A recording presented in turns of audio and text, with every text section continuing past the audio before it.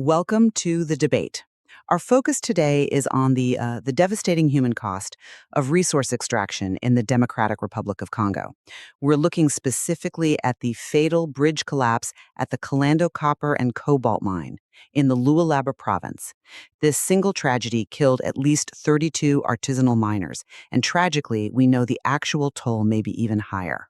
It's a chilling incident, and it really is a microcosm of the complex failures that are just endemic to the sector.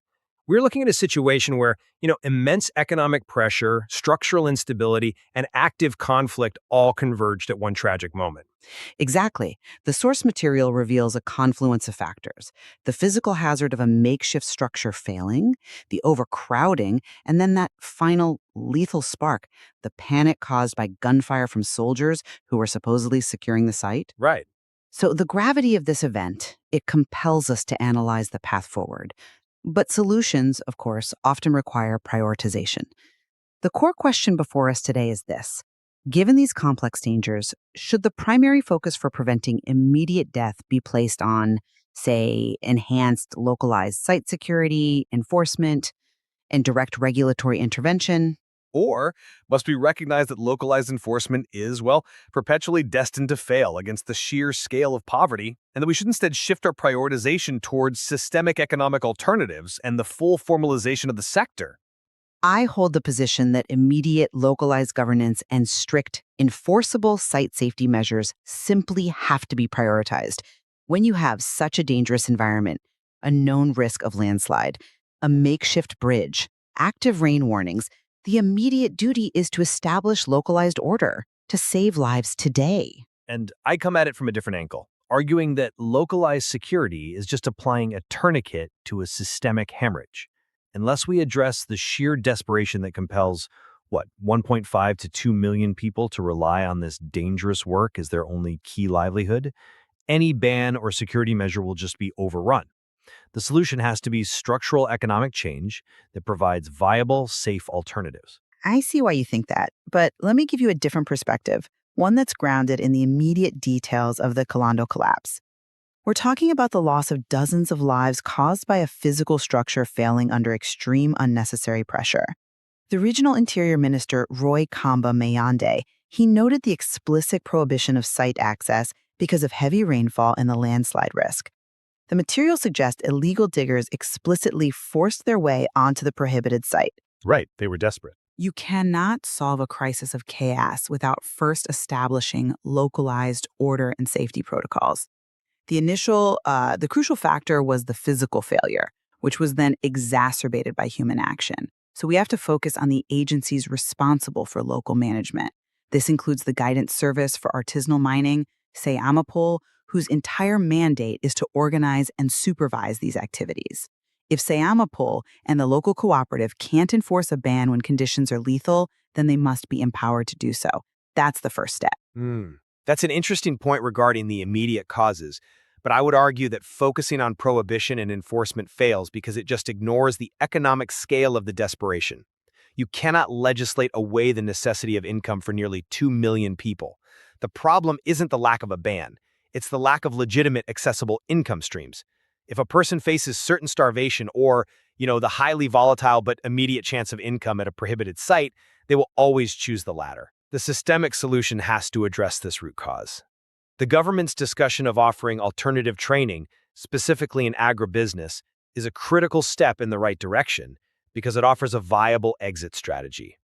Formalizing the sector, providing proper oversight, safety equipment, and stable infrastructure, instead of relying on prohibition and these unstable makeshift structures, that's the only way to genuinely manage the crowds and the risk long term. Otherwise, every time security is tightened in Kalando, the problem just shifts to the next unsecured mine site. I see. And to elaborate on this, the tragedy itself demonstrates the futility of site bans against these overwhelming economic forces. I mean, if the threat of death and the presence of armed soldiers mean nothing when you're faced with crushing poverty, then the focus is simply wrong. Wildcat miners will continue to flock to overcrowded sites at the promise of yield. We have to focus on making the illegal and dangerous option economically obsolete, reducing the pressure on physical bottlenecks like this bridge. I'm sorry, but I just don't buy that. Because while structural economic change is undeniably necessary, It is a minimum 5 to 10-year solution. We cannot simply wait for agribusiness training programs to scale up and absorb 1.5 million people while lives are being lost today due to immediate, predictable environmental risk. The site was known to be hazardous because of the rain. Of course. To neglect immediate site safety in perimeter management is, frankly, reckless when we know the desperation exists. SEMAPay, which functions as the regulatory and guidance service, must be held accountable for ensuring that when known poor conditions exist, the perimeter management is effective enough to prevent mass casualties. Yes, the economic pressure is enormous, but our simultaneous duty is to reform local security management, especially the military's role, and reinforce the cooperative's ability to stabilize the immediate physical environment. The scale of the economic problem doesn't negate the need for rigorous, localized safety enforcement right now. But how quickly can that enforcement scale, and at what cost? We are talking about a region that is just riddled with corruption, where the military is often part of the problem. Your localized solution necessitates establishing effective, non-corrupt, professional security and regulatory bodies in a matter of months. That's a massive institutional overhaul. I would argue that structural failures demand structural solutions, not localized fixes. And this pivots us directly to the physical nature of the solution point two: structural safety. The sheer fatal collapse of that makeshift bridge, it underscores that immediate mandatory investment must target infrastructure safety at existing sites. We are talking about industrial operations here, particularly those run by international partners. The data shows Chinese companies control, roughly 80% of copper and cobalt production in the DRC. Right, a huge majority. So regulators like SEMAPay must have the power to compel these major operators to ensure stable, technically sound bridges and infrastructure are in place, acknowledging the high risk of overcrowding and unauthorized entry. We must mandate that the infrastructure can sustain the expected, even if illegal, human load in these high-yield areas. The fact that the bridge was makeshift is a failure of technical oversight that has to be immediately remedied, regardless of the economic pressures driving people onto it. That is a direct, localized solution to a physical hazard. That's a compelling argument, and I agree. The physical structure failing is unacceptable. However, have you considered the unintended consequences of investing heavily in permanent, robust infrastructure at these currently disputed and volatile sites? If the government or the major concession holders spends billions stabilizing every entry point, it effectively formalizes the chaos. It increases the profitability for everyone involved, both legal and illegal. And thus it increases the incentive for even more wildcat miners to trespass and potentially face conflict with the professional security protecting those new robust assets. The resources are strategically better spent developing the agribusiness alternative, as suggested by the authorities. This addresses the allegations of corruption and child labor that have long plagued the sector, by moving people entirely out of the dangerous environment. If we use the resources to invest in exit strategies and livelihood diversification, we're eliminating the pressure, which is a far more stable long-term infrastructure investment than building a permanent bridge on a temporary flashpoint. But infrastructure isn't temporary. Cobalt mining is not going anywhere. We have to address the current reality. If we accept that the economic need means people will be there for the foreseeable future, then infrastructure investment is a moral necessity. Furthermore, the push for formalization, which you support, inherently requires safe infrastructure. You can't formalize operations onto makeshift bridges and unstable pits. The investment in safety and infrastructure is a key component of formalization, ensuring workers can operate safely until the broader economic shifts you advocate for can take hold. But that requires us to trust the capacity of the state and the companies to enforce those standards. Which brings us to point 3, the role of the military presence and conflict resolution. While the need for safety is clear, the presence of the military is consistently cited as a driver of volatility, not stability. Reports state that gunfire sparked the panic that led to the crush and the collapse. Yes, a critical point. This military presence has long been a source of conflict. You argued for regulating their conduct, but the history suggests they are deeply entrenched in the dispute. The question is whether we can truly trust a system of localized security when that security itself is triggering fatal panic. I acknowledge the history. And the tragic reports of gunfire and clashes are a massive flaw in the current security apparatus. An immediate, independent investigation into the military's role is essential. However, simply removing all security might lead to an immediate vacuum, replaced by uncontrolled armed groups or just outright criminal exploitation of the site. A fair concern.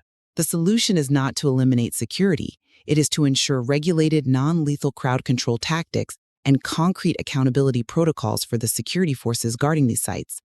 The instability demands a structured presence, but it must be one that de-escalates rather than triggers panic. We must clean up the current system, involving the military, wildcat miners, and legal operators by establishing clear rules of engagement and holding individuals accountable, as was called for by the authorities following the Kalando deaths.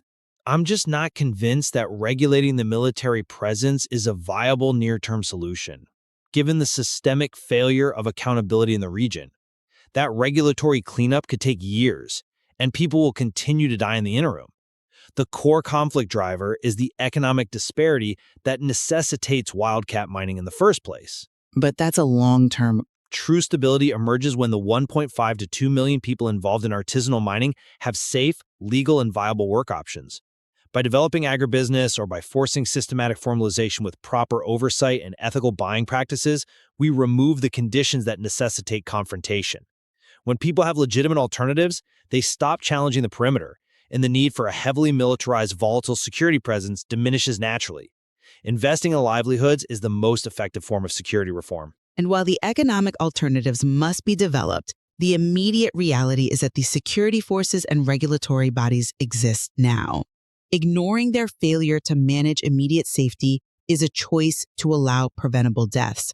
My position remains that preventing immediate death requires prioritizing rigorous local governance. This means enforcing necessary safety bans, especially during heavy rain, reforming security conduct to prevent tragic panic, and ensuring safe physical infrastructure at mines in Lualaba province. A structure failed and panic turned a hazard into a catastrophe. That's what we have to fix first. And I maintain that long-term prevention demands systemic solutions that focus on the economic drivers of desperation. We have to invest heavily in developing and subsidizing viable economic alternatives, like agribusiness training and scaling up the formalization of the sector. This is what reduces the immense pressure on these overcrowded, dangerous mining sites. If we only focus on securing the perimeter and fixing individual bridges, the desperation simply shifts to the next unsecured, unstable site, guaranteeing the next tragedy happens somewhere else. The material makes it devastatingly clear that the crisis at Kalando is not singular. It is a product of intersecting failures. You have failed security protocols, structural instability in the infrastructure, and immense economic pressure. Exactly. And effective solutions must eventually address all three facets, establishing effective, accountable local governance, mandating robust, safe infrastructure, and, fundamentally, creating viable economic alternatives to adequately reduce the unacceptable frequency of these deadly incidents across the DRC.